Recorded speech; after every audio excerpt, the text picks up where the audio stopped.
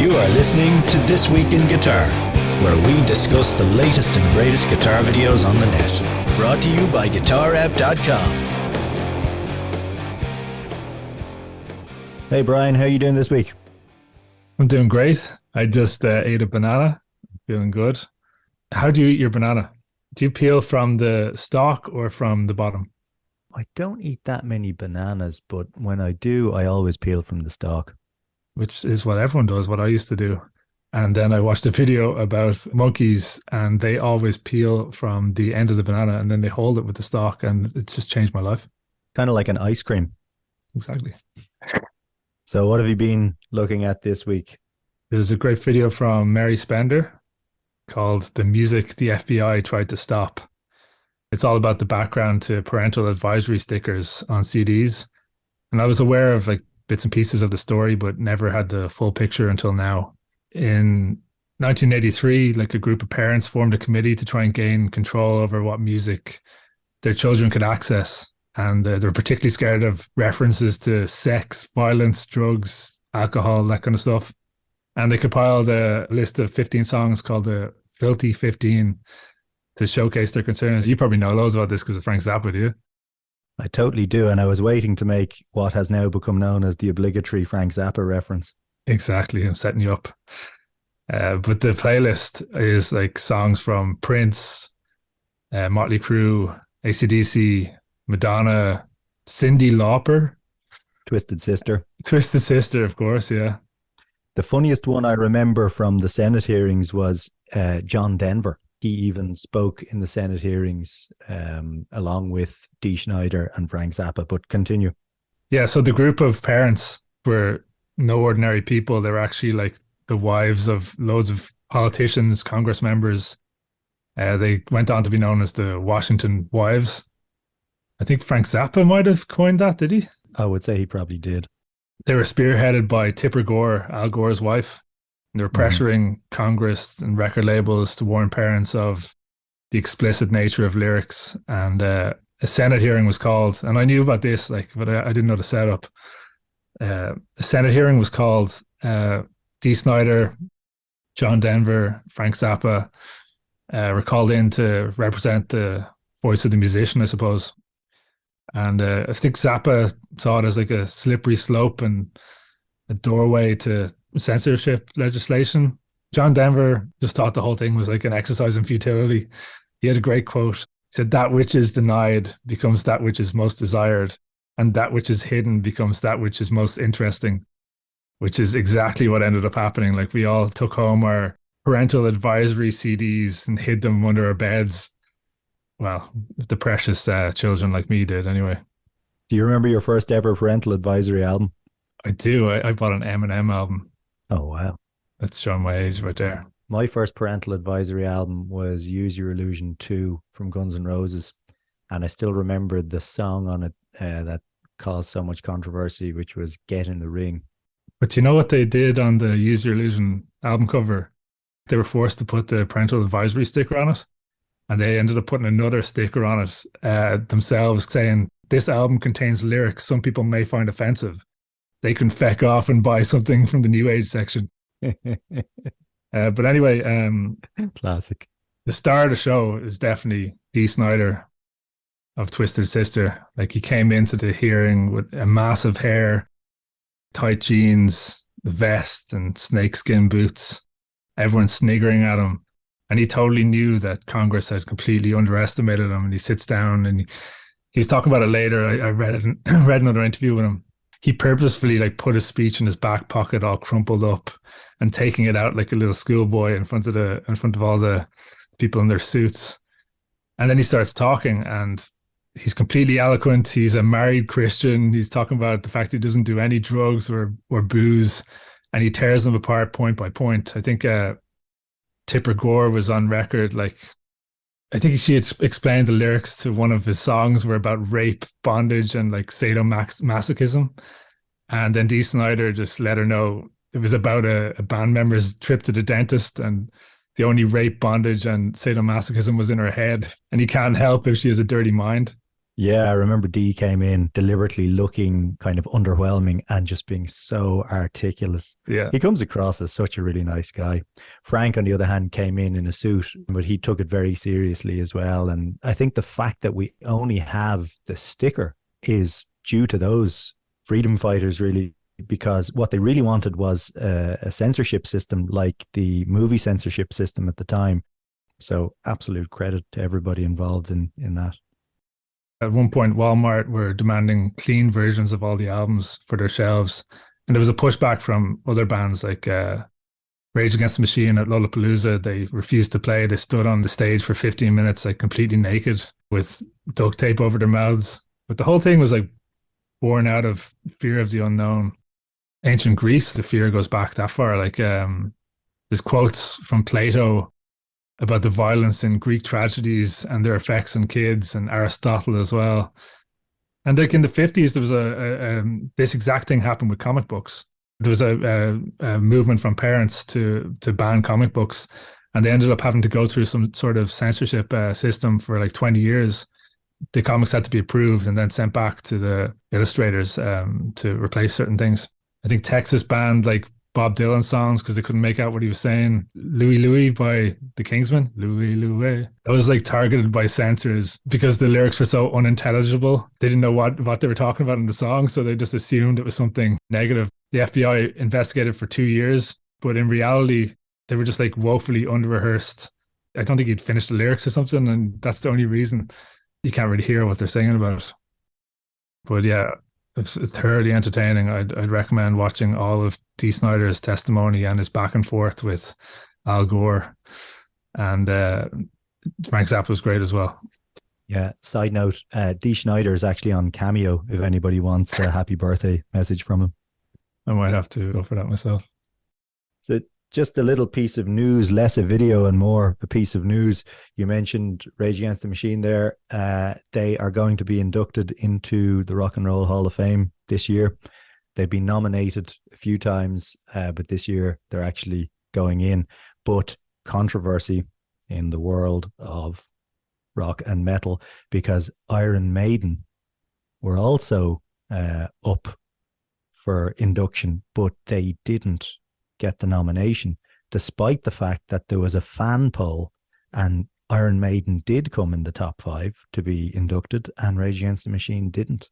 So I wonder what the fallout from this will be.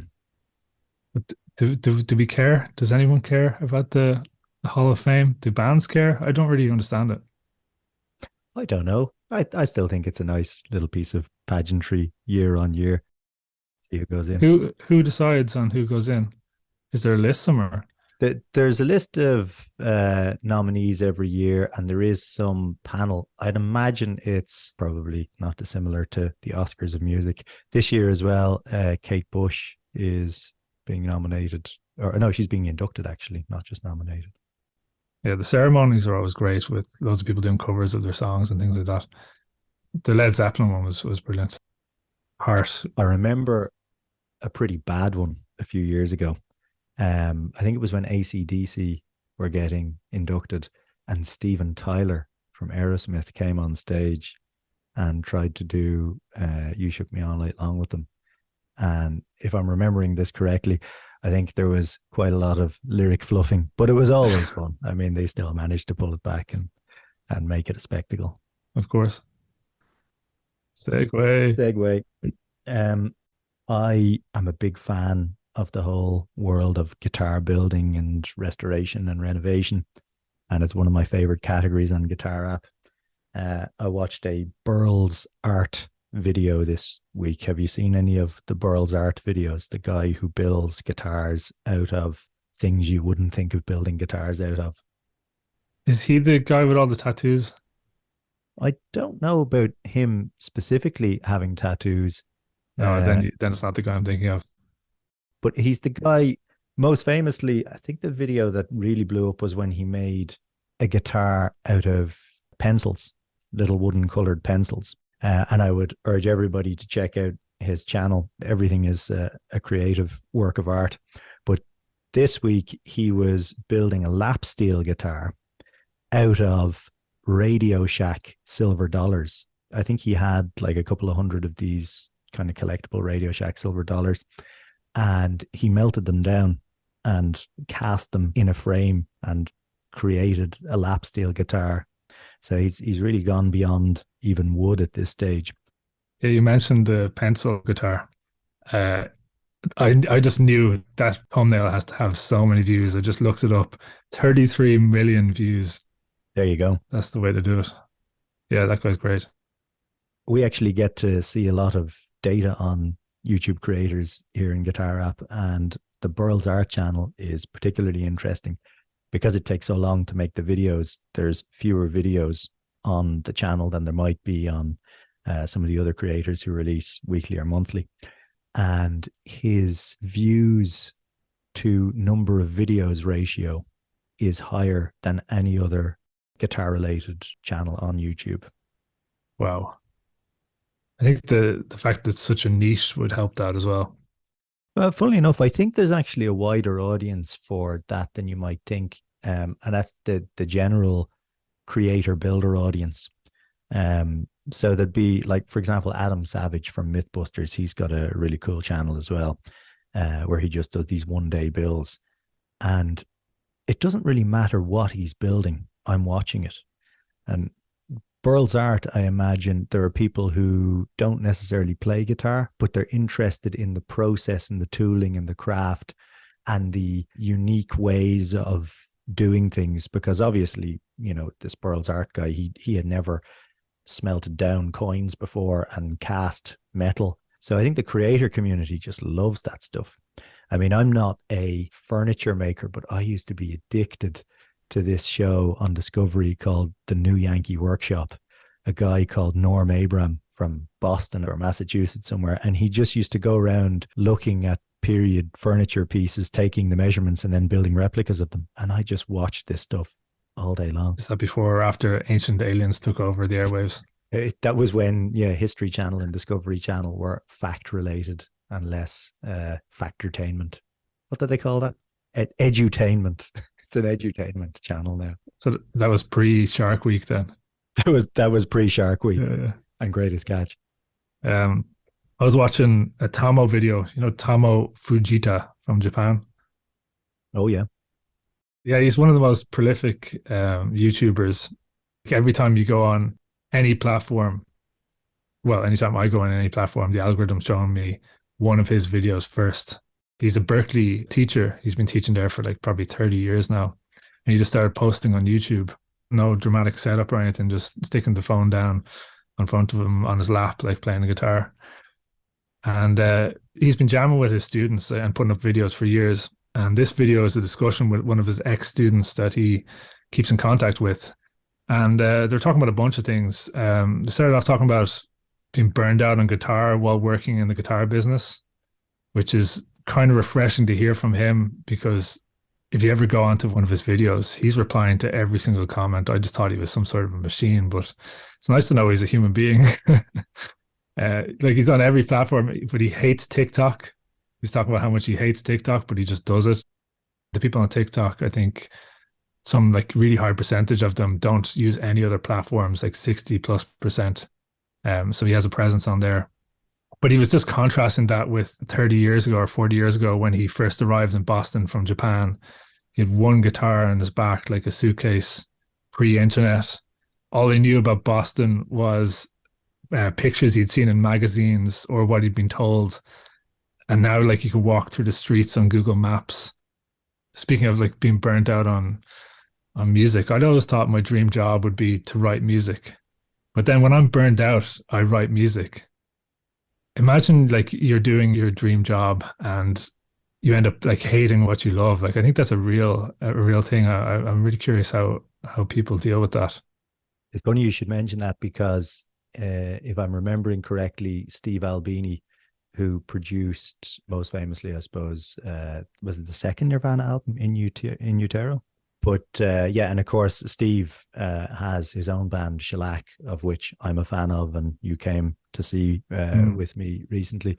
It's awesome. But I don't know, was it in that big open letter to the music industry he did many years ago, or was it in an interview? But I vaguely remember him saying if he just went down that A-lister producer route, which he had the opportunity to in the 90s, he would probably get sick of the thing he loves most. He'd much prefer to kind of labor over 26 microphones around a drum kit just so as he can capture a very specific ambience and work with a band who is just playing the song in the room, in the moment, capturing the energy, not interrupting their creative flow, just making music the way he likes to make music, recording it the way he likes to record it. So I thought that was a kind of a similar analogy. Nice. Yeah, there was another question that Zach posed to Tomo. He said, or he asked, are guitar players better now than they used to be with all these resources? And Tomo had a really interesting response. And he would be an authority on this. Like, he's taught thousands of students in Berklee every year for the past 30 years. He said students now are way better technically, but he's not sure if they're making better music. And it totally got me thinking, what if the internet was there when I was learning guitar?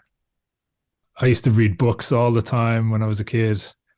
Now I have to really make an effort to read a book. Like, my attention span has been zapped. I used to spend hours in my bedroom playing guitar. I don't know if that would have happened.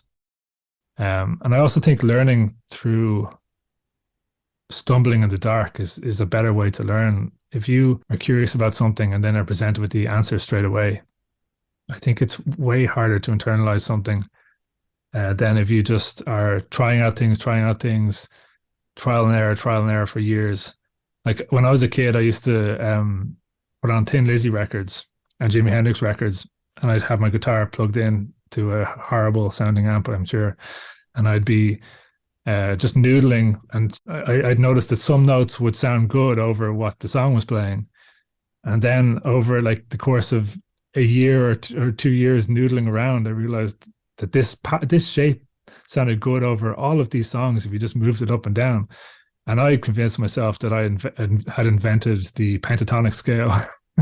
And obviously years later, I realized that was not mine to invent.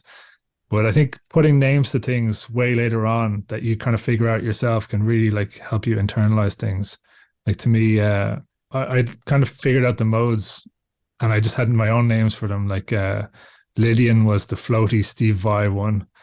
Phrygian was the Egyptian one. Everyone comes up with the Egyptian one. The Egyptian one, yeah. I used to say as well. The Egyptian one. And then years later, I got names put to them, and it was just enlightening. Yeah, I would agree with that. The way I learned, at least, sounds very similar to you. I was never really trying to perfect a performance of somebody else's riff or song. I was just fascinated with the instrument, and every time I found a collection of notes that sounded like they belonged together based on music I was listening to, it was this absolute eureka moment. And again, I didn't know what they were called, but it was just that drive to keep stumbling in the dark, as you call it. And the good thing about stumbling in the dark is you can never be wrong. If you're kind of learning in a goal-based way, which is also useful, it leads to a problem whereby if you don't achieve the goal, or if you feel like you can't get there quick enough, you tend to feel like you ought to give up. Oh, I'm not cut out for this. I just don't have the talent. But when you don't actually have to hit any particular goal with a passionate pursuit like playing guitar, the stumbling around in the dark bit is the most fun part.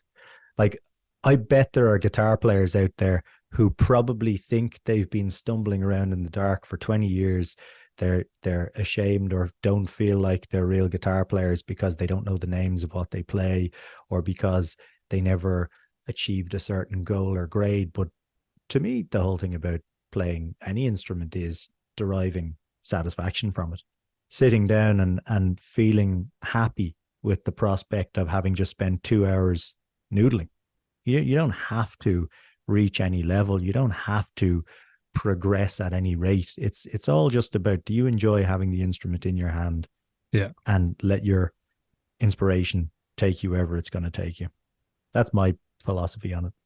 I completely agree.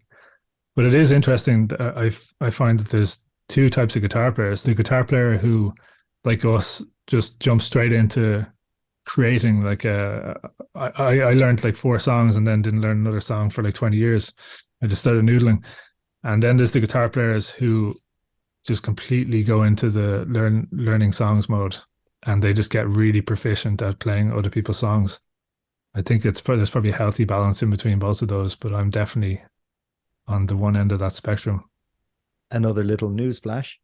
Some of you who've been keeping up with the latest on YouTube may have already seen this, but there's a new CEO at Gibson, Cesar Guequian, who was at the company for the last 4 or 5 years as kind of, I think he was high up in brand direction and brand marketing and things like that.